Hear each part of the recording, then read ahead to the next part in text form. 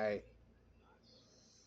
I'm sure you've heard the horrific story out of Washington, D.C., that this loving young couple who was visiting the Jewish museum there in Washington, D.C., was gunned down in cold blood by a monster, an evil monster. And he was Israeli and she was an American Christian. And they were about to get engaged in Jerusalem, I believe. And he was so proud that he murdered these people in cold blood.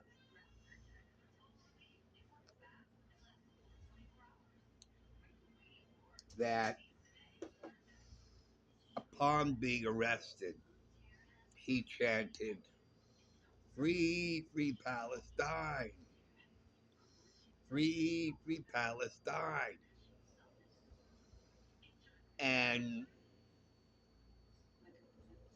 now the phrase "Free Palestine," even though we all knew what it meant.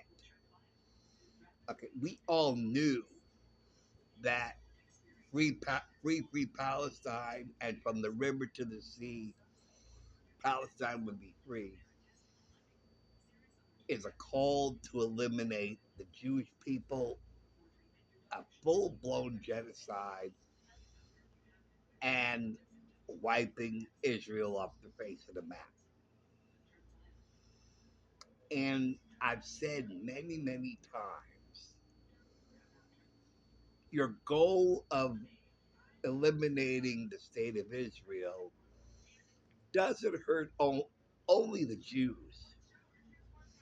It hurts a lot of other people as well, especially the Christians who do what is a patronage.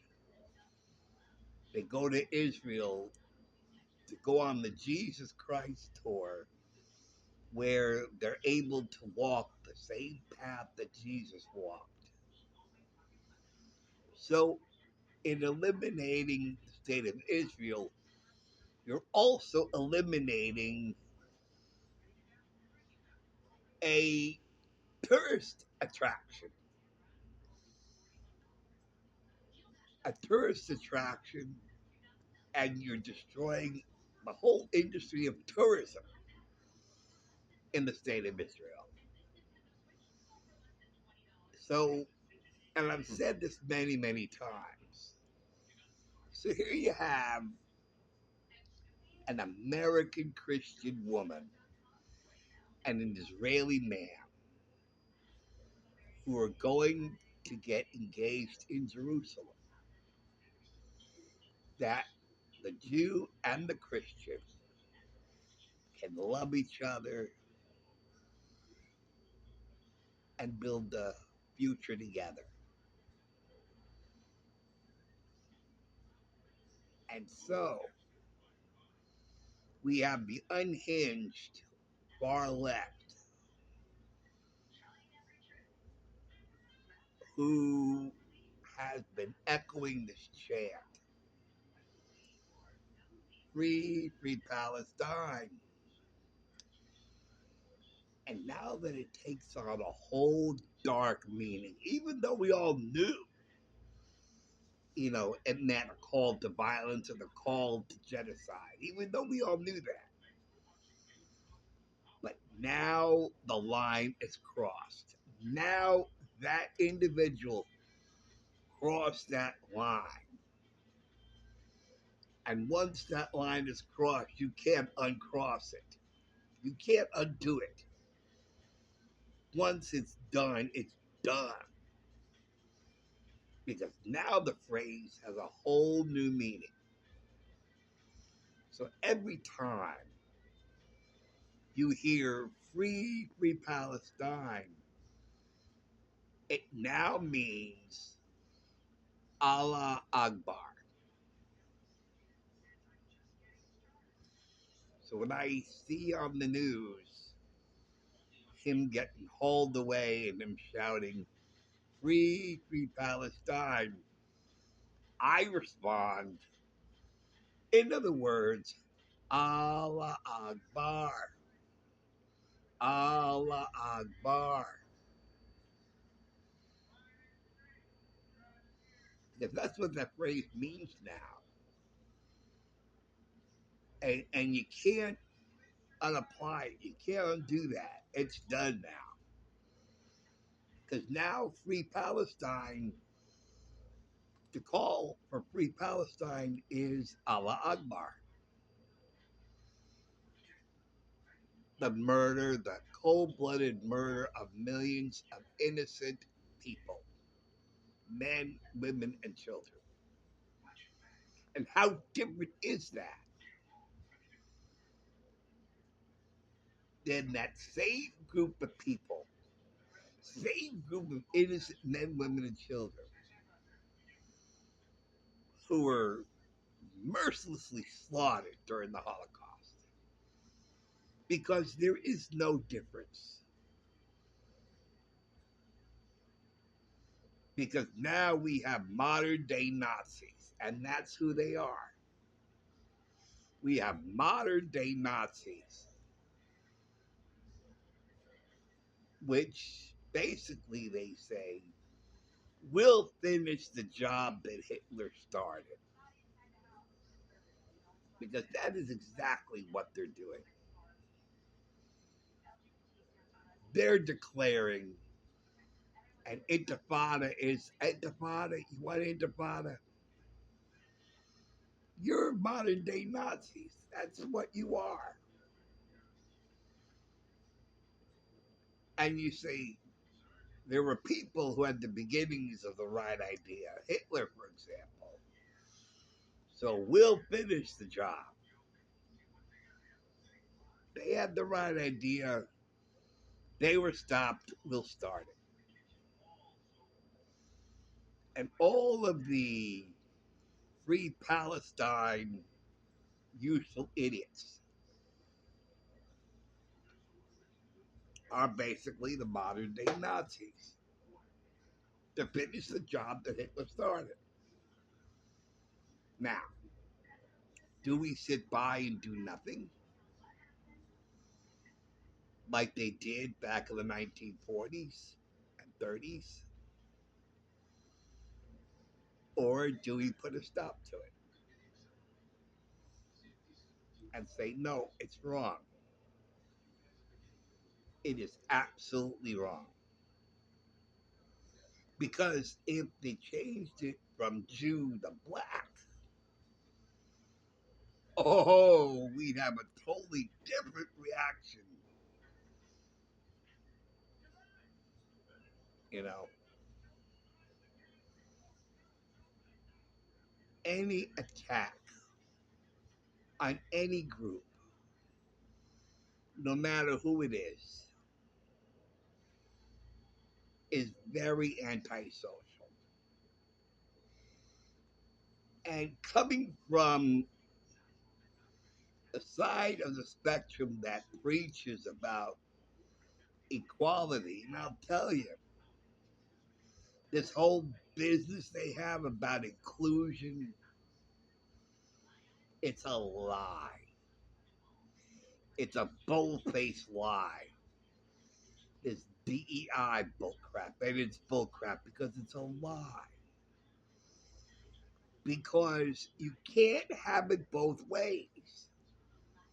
You can't be inclusive and non-inclusive at the same time. Because when you claim, oh, I'm going to be inclusive to everybody, but, well, then it's not everybody. Then stop using the word everybody because it isn't everybody. Because everybody would be everybody without exceptions, including whites, including Jews, and including Asians.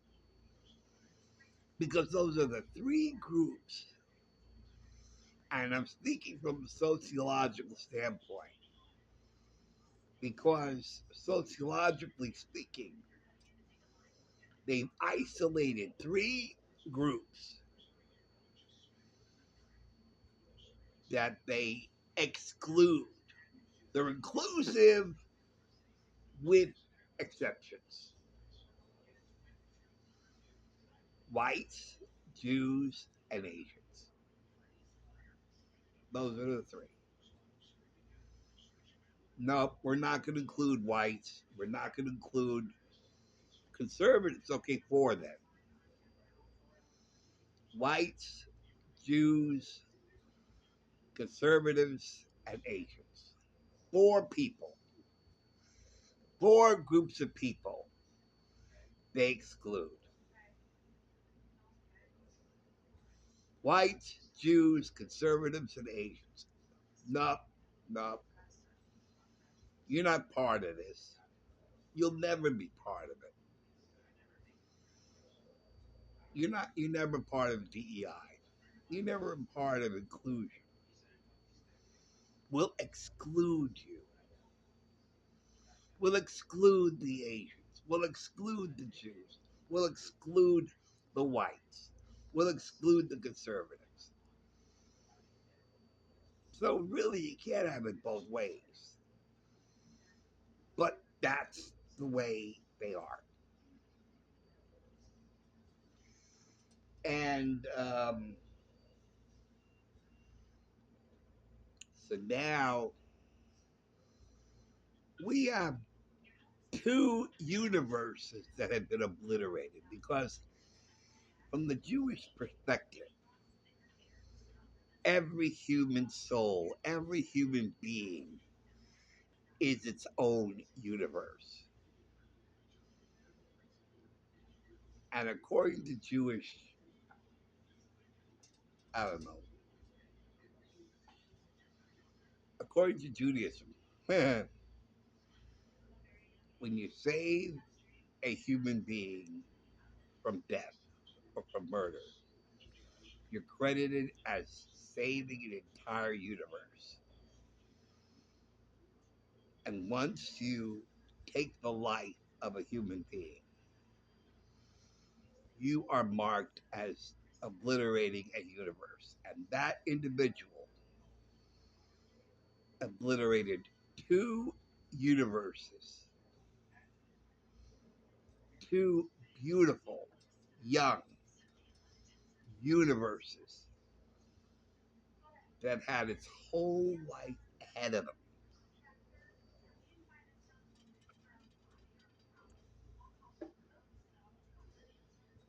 And from what I understand, the woman, the young woman, she's been known to be positive and uplifting, who would put smiles on people's faces. And you know what? That angers liberals. That angers the left. The left hates that. The left hates happiness. The left hates goodness. And that's why they were obliterated. That's why those two universes were obliterated. These were two beautiful human beings.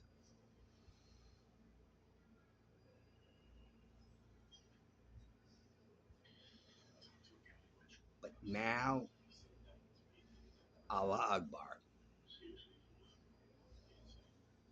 in the name of modern day Nazism, it's 1933 all over again. It's Crystal Knock all over again. Even though I've been sounding the warning for a long, long time, because all it I knew it would lead to this. It has to. You can't just keep this going and say, well, it's a First Amendment thing because someone somewhere is going to say, wait a minute, why are you guys sitting around and talking about it? Do it. Why aren't you doing it? You know, and I bet you he was thinking, hell, if you ain't going to do something, I will. Because you're always talking.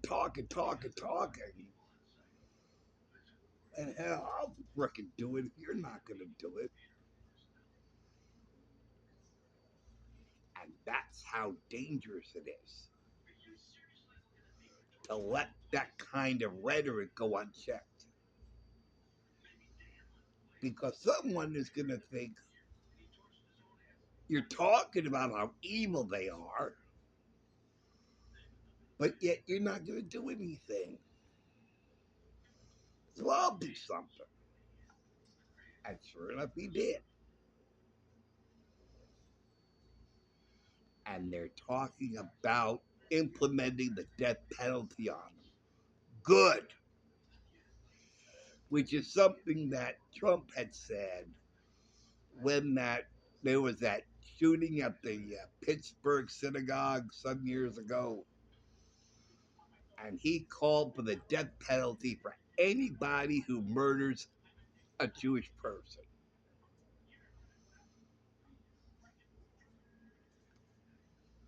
or any other anti-Semitic attack.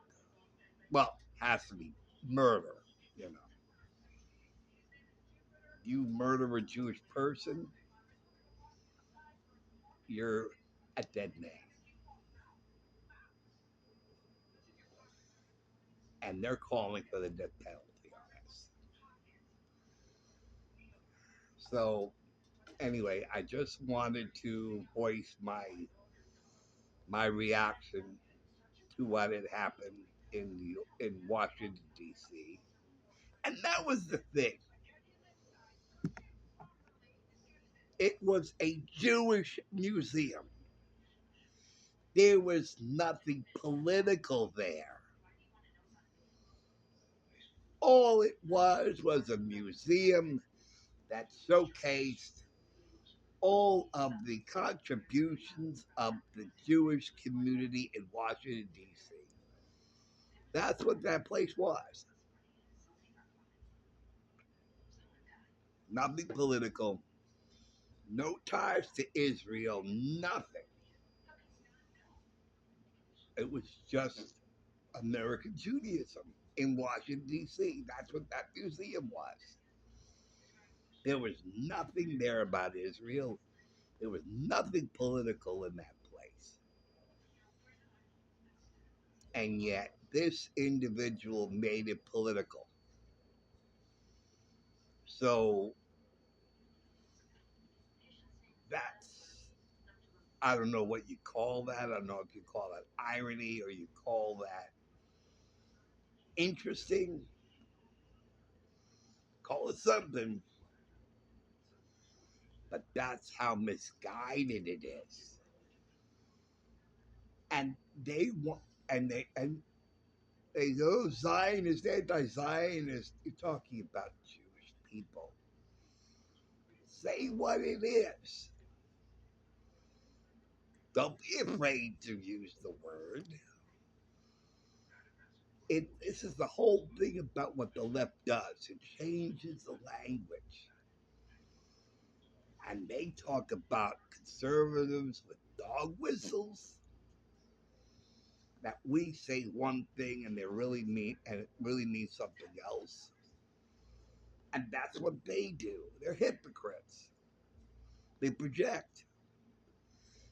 They do the very thing they claim we to do. In other words, they do the very thing they accuse us of doing.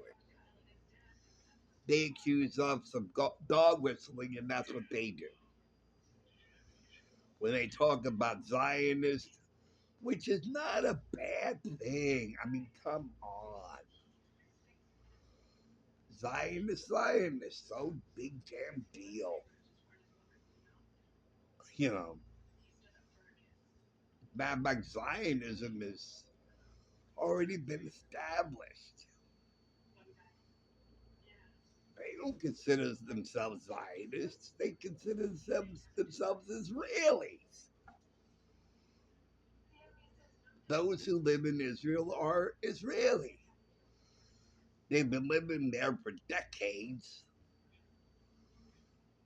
And the Zionists who created the state of Israel, well, I'm sure they're all dead by now, or their great grandparents or something.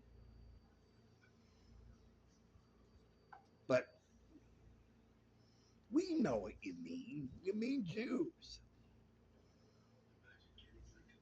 And you're hearing all the lies that's coming out of Gaza, out of Hamas, and about Israel committing genocide. They're not going after Palestinians, they're going after Hamas. Hamas are not Palestinians, and Palestinians are not Hamas. See what I mean about confusing the two? It's just, no. Anyway, that's pretty much what I want to say about it. So, thanks for watching. I just had to get that off my chest. You know. Okay. Thank you for watching. Thank you for listening in. I'll see you later. Take care, guys. See you soon.